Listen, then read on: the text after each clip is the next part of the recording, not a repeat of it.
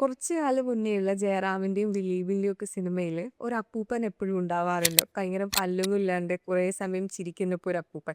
ഞാനിപ്പോഴും ആലോചിക്കും പുള്ളി എങ്ങനെയായിരിക്കും ഫുഡ് കഴിക്കുന്നുണ്ടാവുമെന്നൊക്കെ. അപ്പൊ എൻ്റെ അമ്മയുടെ അമ്മമ്മക്ക് വെപ്പുപല്ലൊക്കെ വെച്ചിട്ടുണ്ടായിരുന്നു. പക്ഷെ പുള്ളിക്കാരി വെപ്പുപല്ല് വെച്ച് കഴിഞ്ഞാൽ ഫുഡൊക്കെ കഴിക്കാൻ ഭയങ്കര ബുദ്ധിമുട്ടാണ്. ആ കാലത്ത് വെപ്പുപല്ല് വെക്കുമായിരുന്നു. അപ്പൊ ഇപ്പോഴത്തെ വയസ്സായ ആളുകൾ വെപ്പുപല്ല് പകരം എന്താ വെക്കുന്നത്? ഇപ്പോഴും വെപ്പല് വെക്കുന്ന ആളുകളുണ്ട്.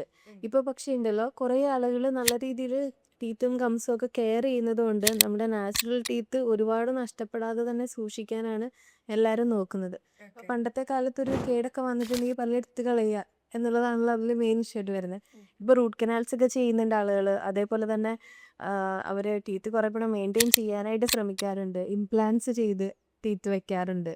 അപ്പം അങ്ങനെയുള്ള ആളുകളിൽ ഇപ്പം കുറച്ചുകൂടെ നമ്മുടെ ഓറൽ കെയർ കുറച്ചുകൂടെ ബെറ്റർ ആയിട്ട് വന്നിട്ടുണ്ട്. പിന്നെ വെപ്പുപല്ല് എന്ന് പറയുന്ന പല രീതിയിലുള്ളതുണ്ട് കേട്ടോ. ഓക്കെ. ഈ വെപ്പുപല്ല് വെച്ച ഇനീഷ്യൽ ടൈമിൽ ഇത് വെച്ച് കഴിക്കാനും എടുക്കാനും ഒക്കെ ഭയങ്കര ബുദ്ധിമുട്ടായിരിക്കും. പുതിയതായിട്ടൊരു സാധനമല്ലേ, അത് പഠിച്ച് വരണം. ആ ഇനീഷ്യൽ ടൈമിൽ നമുക്കത് പറ്റില്ല, അത് വെക്കണില്ല, ഇച്ചി മാറ്റി വെച്ചിട്ടുണ്ടെങ്കിൽ പിന്നെ നമുക്കത് സെറ്റ് ആവില്ല.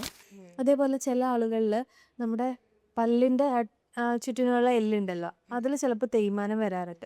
അങ്ങനെ തേയ്മാനം വന്നിട്ടുണ്ടെങ്കിൽ ഈ വെപ്പുപല്ലുകൾ പ്രോപ്പറായിട്ട് ഇരിക്കില്ല. അപ്പോൾ നമ്മളൊന്ന് ഒന്നുകൂടെ മെഷർമെൻ്റ് എടുത്തിട്ട് ചിലപ്പോൾ ആയിട്ട് ഒന്നും കൂടെ ചെയ്യേണ്ടി വരാറുണ്ട്. അല്ലെങ്കിൽ ചിലപ്പോൾ വേറൊരു മെറ്റീരിയലിലായിരിക്കും ചെയ്യാൻ പറ്റുക.